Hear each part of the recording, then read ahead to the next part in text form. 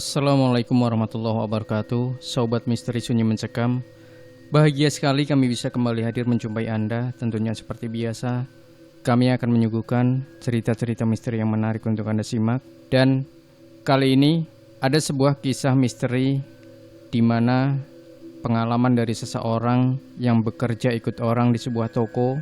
Dan ketika malam hari, dia ditemui oleh penghuni tempat yang ia diami. Dan seperti apa kisah selengkapnya, langsung saja kita simak sebuah kisah misteri nyata yang berjudul Diganggu Hantu Saat di Tempat Kerja. Hidup bagaikan roda berputar, terkadang di bawah dan sebaliknya di atas. Hidup hanyalah sekedar mimpi, makan dan minum. Dan dari sinilah latar belakang kisah nyataku dimulai. Walau kisah ini sudah hampir 23 tahun lamanya, tapi di benakku masih tergambar begitu jelas, walau sudah sekian lama. Tentu ini adalah pengalaman hidupku yang tidak pernah terlupakan, walau sudah hampir seperempat abad lamanya. Awalnya hidup keluarga kami cukup bahagia, meski tanpa didampingi kekayaan yang berlimpah. Tapi pada tahun 1988, ayahku meninggal dunia. Tentulah kepiluan ini cukup terpukul oleh keluargaku. Setelah 2 tahun berlalu, ekonomi keluargaku semakin terpuruk dalam ambang serba kekurangan. Maklum, karena mata pencarian dilakoni oleh ayahku yang satu-satunya menjadi tulang punggung hidup kami. Melihat kondisi seperti ini, aku bertekad, aku bersumpah di depan batu nisan ayahku, bahwa apa yang ayah lakoni selama ini, aku juga mampu menjalani. Saat itu aku baru duduk di bangku SMP. Bayangkan dengan seumuranku ini, 16 tahun waktu itu, yang hidup penuh dengan cita-cita, dan cita-citaku pula telah sirna ditelan oleh kemiskinan. Harapan serta impian yang selama ini ingin kugapai, kini sudah tiada. Tidak terasa air mataku telah membasahi pipiku di depan batu nisan ayahku. Namun itu tidak mungkin membuatku putus asa, karena aku tahu bukan saatnya untuk merenungkan impian. Sedangkan ekonomi keluarga sudah begitu sukar. Aku tidaklah pintar merangkai kata-kata yang indah sehingga membuat pembaca terharu. Tapi ini adalah kisah nyata hidupku. Pada tahun 1990, bulan April, tanggalnya 16, waktu itu hari Jumat yang masih begitu jernih di ingatanku. Aku berangkat ke kota cari kerja dengan membawa koper yang berisikan beberapa baju kusam dengan berbekal uang Rp8.000. Tentulah sangat sukar mendapatkan kerja dengan status yang berpenampilan sebagai anak desa.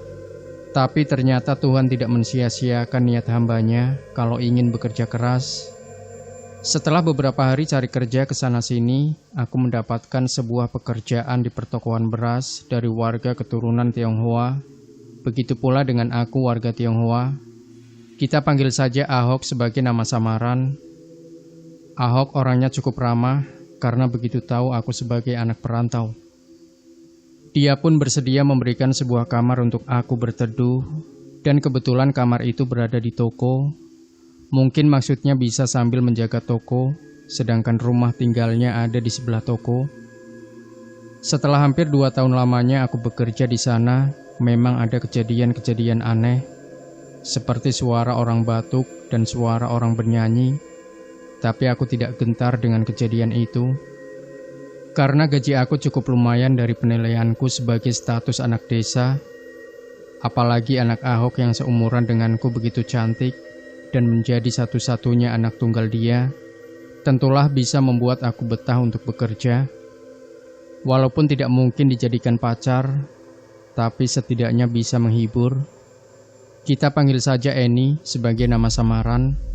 Eni memang cukup mempesona, senyumnya sangat menawan bagaikan bidadari. Emi juga sangat ramah, serta sangat akrab dengan kami sebagai pekerja ayahnya. Di matanya kami semua dianggap keluarganya sendiri. Alasan itulah yang membuat aku bertahan. Pada suatu malam, kira-kira jam 23 waktu Indonesia Barat, aku dikejutkan oleh suara ketawa cekikikan yang begitu menyayat hatiku. Sungguh mengerikan kalau membayangkan suara itu. Dengan perasaan was-was, aku memberanikan diri untuk melihat sosok yang mengeluarkan suara itu. Setelah aku telusuri asal suara yang menurut pendengaranku ada di belakang, ternyata ada seseorang berpenampilan cukup aneh yang membelakangiku dan sesekali mengeluarkan suara cekikikan. Tapi aku tahu kalau sosok itu pasti bukan manusia, karena yang tinggal di toko itu hanya aku seorang. Dengan langkah 1000 aku lari ke kamar untuk menghindari sosok itu. Tapi ternyata sosok itu sudah ada di dalam kamarku. Penampilan sosok itu begitu mengerikan, sampai-sampai aku pingsan seketika itu. Setelah pagi, Ahok datang membuka tokonya. Ahok menjumpai aku tergeletak di lantai, tentu membuatnya sangat ketakutan. Dengan cepat, Ahok terus memanggil aku, dan seketika itu aku pun sadar. Setelah aku jelaskan apa yang terjadi semalam, sontak saja Ahok ikut kaget. Saat itu Ahok pun mulai bercerita kalau 4 tahun yang lalu karyawannya sempat melihat pemandangan yang sama seperti aku lihat semalam, dan juga sering mendengar ada yang bernyanyi, ada orang yang lagi batuk waktu tengah malam. Aku juga jelaskan kalau soal orang batuk atau orang nyanyi sudah sering aku dengar. Tentunya membuat Ahok sangat terkejut atas penuturan aku. Pagi itu niat buka toko pun diurungkan Ahok, dan Ahok langsung suruh aku ke rumahnya. Dia menyuruh aku pulang dulu saja besok ke kampungnya. Memang saat itu Imlek tinggal 3 hari lagi. Niat baik Ahok tentunya membuat aku cukup senang. Setelah berpamitan, keesokan harinya dengan Ahok dan istrinya serta Emi, aku pun pulang.